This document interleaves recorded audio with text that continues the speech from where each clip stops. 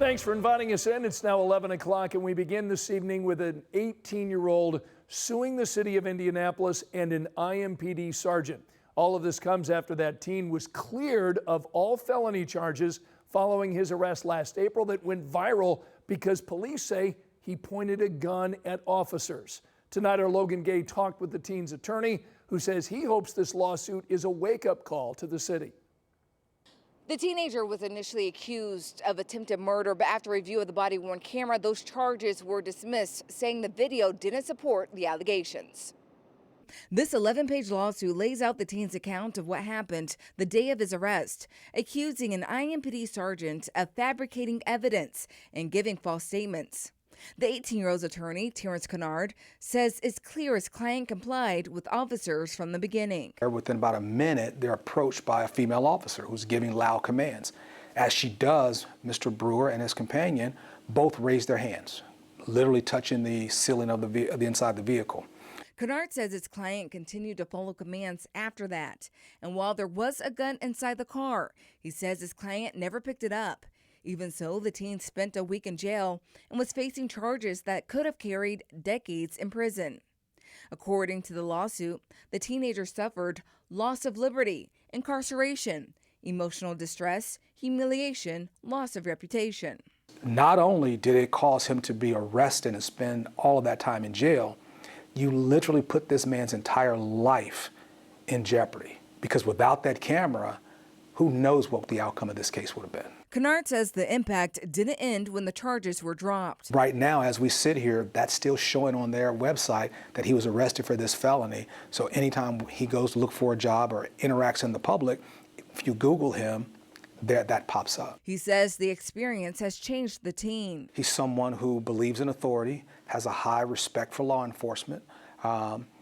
After all of this has transpired, obviously that has had a huge impact. And I think that's probably the saddest outcome of all this. Kennard says he hopes the lawsuit sends a broader message. We just want to make sure when you do your job properly. And certainly inventing false allegations against a law-abiding citizen is certainly not acceptable by any standard. We reached out to IMPD in the city of Indianapolis, and they both said they cannot comment on pending litigation. In Indianapolis, Logan Gay, 13 News. Right now, there are families across our state that are working just to make ends meet. Child care is one cost that many parents struggle to afford. That's where a new plan comes in from Indiana Governor Mike Braun. It's an infrastructure issue. These kids are our future. The governor talking this afternoon with parents and child care providers at Shepherd Community Early Learning Scholars. He announced his proposal to incentivize businesses to help cover child care. He also talked about the state's $4 billion surplus. Governor Braun says he believes lawmakers could be willing to provide more child care funding in the future.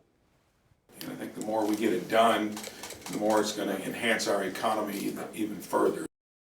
People told us they welcome this plan, but they know there's still plenty of work to do to bridge these gaps. Angela? Scott, you can feel the weather pattern changing tonight. Cooler air is moving in. We ended up with a few more pop-ups across the northeastern sections of our area, but radar is quiet now. Skies will start to clear. We'll take you down to Bloomington in Monroe County, 73 degrees. We're down to 76 in Indianapolis, 72 in Kokomo, already in the upper 60s, Muncie and Crawfordsville. Overnight low temperatures, 50s and 60s, as low as 56 in Kokomo. We'll be at 60 in Shelbyville and 64 in Bloomington. The wake-up number for Wednesday. Morning numbers will stay in the 60s. Afternoon numbers stay in the 70s. Yes, highs tomorrow in the mid-70s. Sounds good, Angela. Thank you. Tomorrow, family and friends will hold a vigil for rising boxing star Hannah Rapp. The Delaware County native died over the weekend in Texas when her bike was hit by a car. Investigators arrested Charles Medina for manslaughter, accusing him of hitting Rapp at a high rate of speed. They say he has prior violent charges. And now Rapp's loved ones are supporting a petition for Hannah's Law in Texas that would call for stricter rules for repeat offenders. It's going to help people that might have another person that gets taken too soon because of a senseless offender that is released on pending charges. Hannah fought for her life and he took it away. And that's why we're doing this. That is two of Hannah Rapp's friends who tell us that she lived life to the fullest. They'll celebrate that life at a Yorktown vigil tomorrow evening. It gets underway at 9:30 at Morrow's Meadow Pavilion.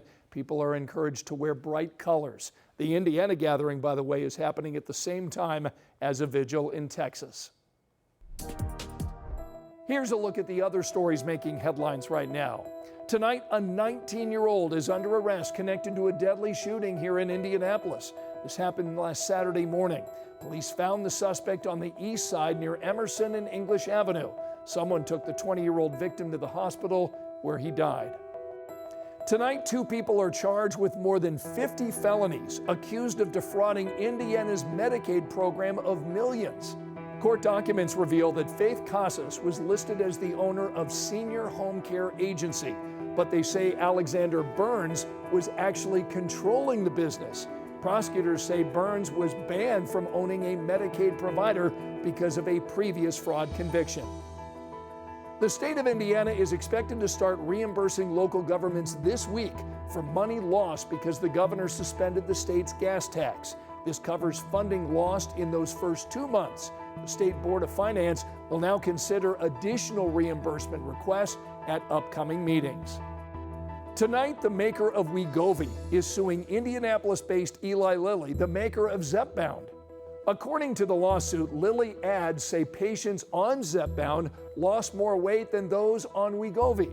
The lawsuit claims that advertising is deceptive, saying Lilly isn't making fair comparisons. The Wegovy maker wants the ads pulled. And IU Health is ending its mobile stroke unit. According to the healthcare system, the equipment in the vehicles reached the end of its operational lifespan. It's not clear tonight if they will rebuild the program in the future. Remember, you can find all of our latest local stories streaming anytime. Just scan this QR code on your screen.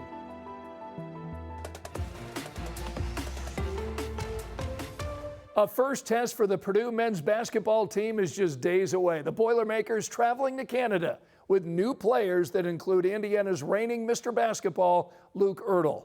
Our Eli Gaines spent time in West Lafayette today talking about Purdue's expectations this season.